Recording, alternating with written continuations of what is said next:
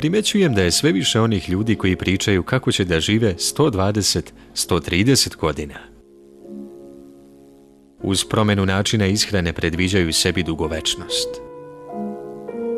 Međutim, razmišljam, posmatrajući neke sadašnje stare ljude koji su također čitavog života živjeli zdravo, da njih ne zakupa toliko bolest tela koliko ih savlada vlastita psiha i klonulost duha.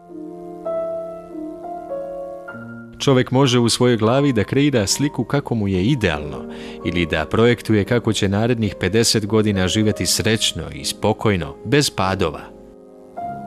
Ništa lakše, osjetiš se danas sretnim i misliš da će ti tako biti zauvek. Nažalost, život je nešto drugo, ne samo zbog svoje nepredvidivosti, nego i zbog svega onoga što se zove okruženje. Svi ti ljudi zaboravljaju da žive u Maloj Krsni, Leskovcu, Dorćolu, a ne na Galapagosu. Kada bi taj neko ko licitira da će živjeti 130, mogao iz svoje bliže i dalje okoline da mi pokaže nekoga ko je živeo približno toliko, možda bih mu i poverovao. Čovjek ne može da bude srećan u nesrećnom svetu, osim da se zatvori u nekom svom zlatnom kavezu, da se ogradi od svih patnji i briga drugih ljudi i da svojim mislima neprekidno beži od problema sveta, ljudi, a i vlastitih. To je gotovo nemoguće, jer mora da radi i da izdržava svoju porodicu, sebe. Svaki kontakt sa novim čovekom rađa jedno novo moguće poniženje i frustraciju. Ne, on je uveren da će živjeti preko 100 godina, iako je samo nekoliko mjeseci pre toga živeo ne štedeći se.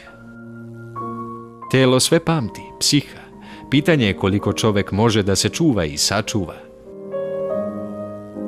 Na kraju, kada prođe izvesno vreme, ide klonulost duha, pad samopouzdanja, samopovlačenje, osjećaj da nemaš više sa kim i da nemaš više šta. Život se ne živi nego se otaljava i ne broji se proživljeno nego koliko je ostalo.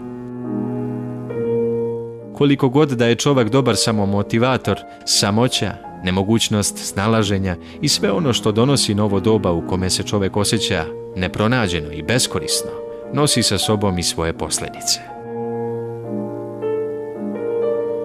I u krajnjem, a možda i najvažnije, kakav je odnos naše kulture prema starim ljudima? Čoveku od 30 godina lako je da zamišlja sebe sa 130. U mašti je sve moguće, ali čoveku od 70 i 80 baš i nije. Treba menjati način ishrane svakako, i ne samo način ishrane, već pre svega način života čitavog društva. Tek tada bi mogla da se nazre dugovečnost i promjena u kulturi. Ne kroz narcističku samoizolaciju i propovedi kako će nadživjeti sve oko sebe, već kroz društveni aktivizam, gdje će se zalagati za dugovečnost i zdrav život svih.